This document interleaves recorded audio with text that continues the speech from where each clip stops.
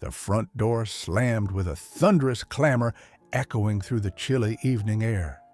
A billionaire father, face flushed with anger, had just thrust a young nurse out of his mansion. He jabbed a finger toward the empty driveway, voice cold and cutting as he shouted, "Get out and stay out!" Inside, his 6-year-old son watched from behind the staircase railing with wide, tearful eyes. The black nurse, still in her scrubs, stood on the doorstep trembling, not from the cold, but from the sting of unjust humiliation. She clutched her bag tightly, fighting back tears as the heavy door closed in her face. For a brief moment, silence hung in the night. The father gritted his teeth, convinced he had done the right thing by firing the woman he believed was unworthy of his trust. He had no idea that he had just cast out the only person who could save his son's life.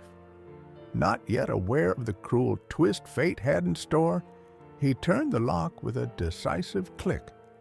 Inside, the little boy whimpered his nurse's name softly, a faint sound that never reached his father's ears. He didn't realize it, but with that single act of pride and prejudice, the wealthy man had set the stage for his own devastation. In just a few hours, his world would be turned upside down by the very person he had sent away. If you believe that everyone deserves compassion and a second chance, then join us by subscribing. Earlier that afternoon, a gentle calm enveloped the Whitmore mansion. Angela, the young nurse, sat cross-legged on the living room floor beside 6-year-old Oliver. She held up a flashcard with a picture of a cat. "Cat," she said softly. Oliver, a quiet boy on the autism spectrum, traced the card with his finger. After a moment, he murmured, "Cat." Angela's face lit up with pride. Small victories like this were the highlights of her day.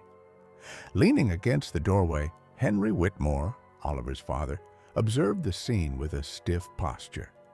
The 50-something billionaire was used to being in control, whether in the boardroom or at home.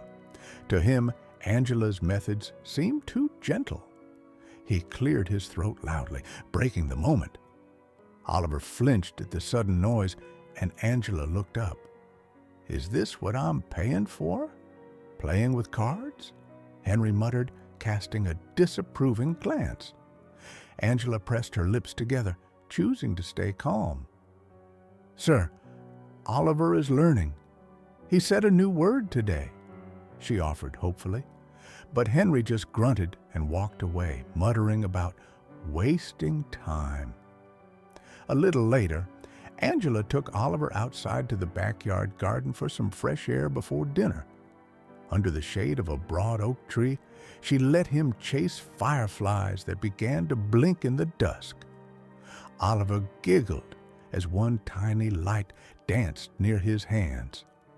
From an upstairs window, Henry watched, phone in hand and tension in his jaw. He should have been reviewing financial reports, but instead he was fixated on how freely his son laughed with the nurse. It bothered him in ways he didn't fully understand. Jealousy? No, he told himself. It was about discipline. In his eyes, Oliver was getting far too attached and coddled. As dusk settled, Angela guided Oliver back inside. The moment they stepped into the grand foyer, Henry was waiting, his expression stony. Margaret, Henry's wife, stood a few paces behind, sensing her husband's foul mood. "You were outside an awfully long time," Henry said coolly. Angela gently placed a hand on Oliver's shoulder, noticing he had gone tense at Henry's tone. "We were just enjoying the evening, sir. It helps Oliver relax before dinner," she explained. Henry's eyes flicked to Oliver's grass-stained knees and the small smudge of dirt on his shirt. "Relax? Or lose all sense of discipline?" he retorted. He directed his next words at Angela like a laser.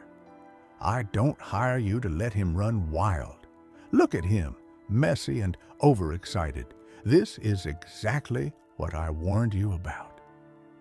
Angela felt Oliver grip her hand tightly. The little boy's breathing was already quickening with anxiety. She spoke softly, trying to diffuse the situation. "He's just a bit excited, sir. I'll wash him up and he'll be ready for dinner, nice and calm." But Henry interrupted, raising his voice. "Number, I can see this is not working. Your methods are too soft. He needs structure, not pampering." His words were sharp, and Oliver recoiled at the volume. The child pressed himself into Angela's side, hands flying up to cover his ears. "Please, Mr. Whitmore," Angela pleaded quietly. "Let's discuss this later. Oliver can hear us and it's upsetting him." Oliver let out a small whimper, the first sign of an impending meltdown. Henry either didn't notice or didn't care. "Maybe he needs to be upset. Maybe that's the only way he'll learn," he barked.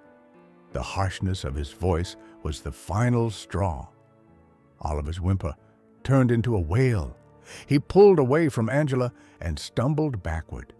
In his panic, his elbow knocked into an ornate glass vase perched on the side table by the wall. The vase teetered, then fell with a loud crash, shattering into dozens of pieces on the marble floor.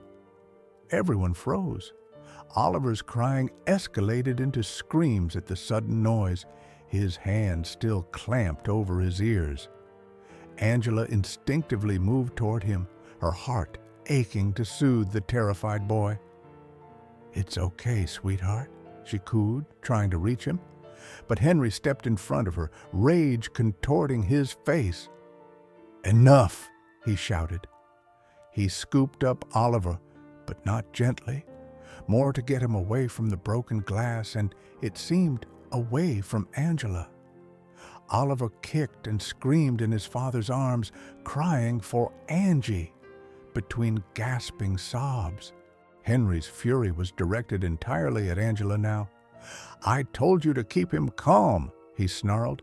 "This is what your coddling has done. Look at this mess." He nodded toward the shattered vase, his voice seething with accusation. Angela's eyes brimmed with tears. "Sir, it was an accident. He didn't mean to—" She tried to explain, her voice shaking. But Henry was beyond reasoning. "I have had it with you thinking you know better in my house," he roared. "I won't stand for this chaos. You're done here." He pointed toward the door with a rigid finger, the finality in his gesture unmistakable. "You're fired, Angela. Pack your things and get out, now." For a moment, Angela stood in stunned silence, as if the words themselves were a physical blow. Fired? Her throat tightened. She had cared for Oliver day in and day out, loving the child as if he were her own family. The unfairness of it all left her speechless. A single tear rolled down her cheek as Oliver's screams echoed in the hall. The boy was reaching out to her, struggling against his father's hold. "Angie, no! Angie, stay!" he sobbed, tears streaming down his little face. Margaret rushed forward, her face pale. "Henry, please," she implored, one hand on his arm. "Let's talk about this later. Oliver needs calm."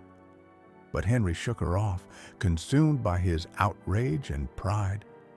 Angela blinked back her tears and nodded weakly. Arguing would only make it worse for Oliver. Hands trembling, she grabbed her purse from the entryway table. "I'm sorry," she whispered, voice barely audible over Oliver's cries.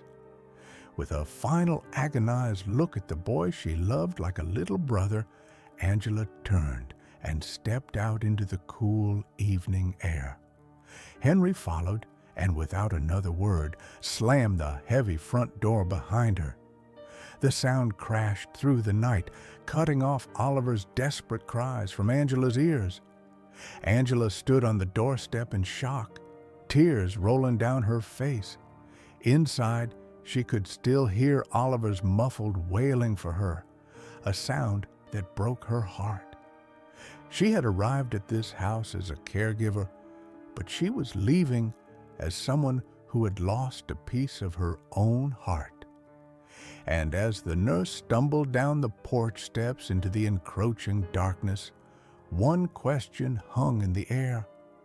How could things ever be the same after this? Do you think Henry's decision to fire Angela was fair or a terrible mistake? That night, the Whitmore mansion lay silent and tense. Henry sat brooding at the foot of the grand staircase, trying to convince himself he'd done the right thing. Upstairs, little Oliver had finally cried himself to sleep in his mother's arms. The house was quiet, but Henry's heart was restless. An uneasy feeling gnawed at him in the dark. Suddenly, a piercing scream shattered the silence. Henry leaped to his feet as Margaret's panicked voice echoed from Oliver's bedroom.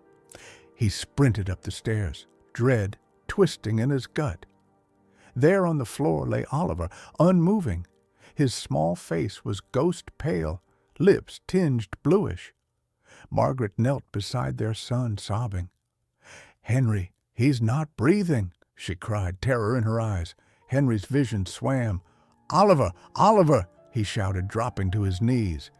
His hand shook violently as he felt for a pulse on the boy's neck. Nothing. A cold wave of fear crashed over him. With trembling fingers, Henry fumbled out his phone and dialed 911. "Please, my son isn't breathing," he yelled into the phone, voice breaking. The dispatcher's voice urged him to start CPR. Heart pounding, Henry positioned his hands on Oliver's chest. He tried to recall the CPR training he'd had long ago. 1, 2, 3. He counted compressions in a frantic whisper. But his rhythm was off and his panic overwhelming. "Breathe, buddy, please," he begged through tears. But Oliver remained still. Margaret held Oliver's limp hand, tears streaming as she whispered desperate prayers. In that desperate moment, Henry was struck by a realization more painful than anything. He had driven away the one person who would have known exactly what to do. Angela. He had cast out the nurse who loved his child as her own. "What have I done?" he choked out, continuing his futile compressions. Guilt and fear blurred together as seconds felt like hours. Unbeknownst to Henry, Margaret had already left Angela a frantic voicemail moments earlier, begging her to come help. He pleaded silently for a miracle. "Please, someone, help us." If you believe in the power of second chances when all hope seems lost, then join us by subscribing. A sudden pounding on the front door jolted the house. Henry's head snapped up at the sound.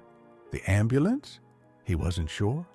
Margaret sprang up and raced downstairs, flinging the door open to reveal Angela. She had driven through the night like a woman possessed the instant she heard Margaret's message. Now Angela rushed in, breathless, her coat thrown over her pajamas and her nursing bag clutched tight. Henry was still upstairs cradling Oliver when Angela appeared at the bedroom doorway. For a split second, Henry stared in astonishment and overwhelming relief. He scrambled back to make room as Angela dropped to the floor beside the boy without a word. Her professional instincts kicked in immediately. She checked Oliver's neck for a pulse. There was a faint flutter. "He has a weak pulse," she announced, already tilting Oliver's head back to open his airway. Angela's voice was calm but firm. "Oliver, I'm here, sweetheart," she murmured, lowering her ear to his mouth. No breath. Angela steeled herself and began CPR. She placed her hands over Oliver's chest and pressed down in steady, controlled compressions. 1, 2, 3, 4. Her voice was sure and steady as she counted. All of Angela's focus was on the little boy. She paused to give 2 gentle breaths into Oliver's mouth, then continued compressions. Henry hovered nearby, his fists clutched to his chest, tears streaming down his face. He had never felt so helpless and so hopeful in his life. After a few tense cycles of compressions, a weak cough escaped Oliver's lips. Angela immediately stopped and leaned close. Oliver's small chest rose in a shallow, ragged inhale. "Oliver?" Angela said, her voice tender and trembling now. Oliver's eyes fluttered open, dazed and confused. He gazed up at Angela, barely conscious. Angela let out a soft cry of relief. "That's it, honey. I'm here," she whispered, a tear falling as she stroked his hair. Moments later, paramedics rushed in with their equipment. Angela quickly briefed them while they took over caring for Oliver, supplying him with oxygen. As the EMTs prepared to transport the boy to the hospital, Henry stood back, watching in a haze of gratitude and guilt. Tears streamed down his cheeks. The very person he had thrown out of his home had just saved his son's life. Henry's legs nearly buckled as the weight of what happened settled over him. He had been so very wrong, and he knew it. By daybreak, the crisis had passed. After a night at the hospital, Oliver was safe and back home, asleep on the couch, his head resting in Angela's lap. The morning sun cast gentle light into the living room, where Henry and Margaret stood by, exhausted and grateful. Henry stepped forward, his eyes filled with tears of remorse. He slowly sank to one knee in front of Angela, who was sitting with Oliver, looking up at the nurse who had saved his child. Henry's voice quivered. "Angela, I was wrong," he said softly. "I let my pride and prejudice drive you away. You cared for my son when I didn't know how, and last night you saved his life." A tear rolled down his cheek. "I am so sorry. I know I don't deserve it, but can you ever forgive me? And will you come back to us? Oliver needs you. We need you." Angela's eyes brimmed with tears. She had never seen this stern man so vulnerable. Gently, she reached out and squeezed Henry's hand. "Of course," she whispered, "I forgive you." She glanced down at Oliver's sleeping face and smiled tenderly. "I'm here for Oliver, for as long as he needs." Margaret wiped away tears of her own. She moved to Angela's side and wrapped her free arm around her in a grateful hug. Henry bowed his head, overcome with gratitude.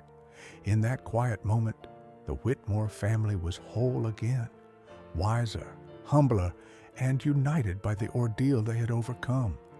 That night, Henry learned that respect is earned by character, not by wealth or status. And he discovered that sometimes the true heroes in our lives are the very people we push away,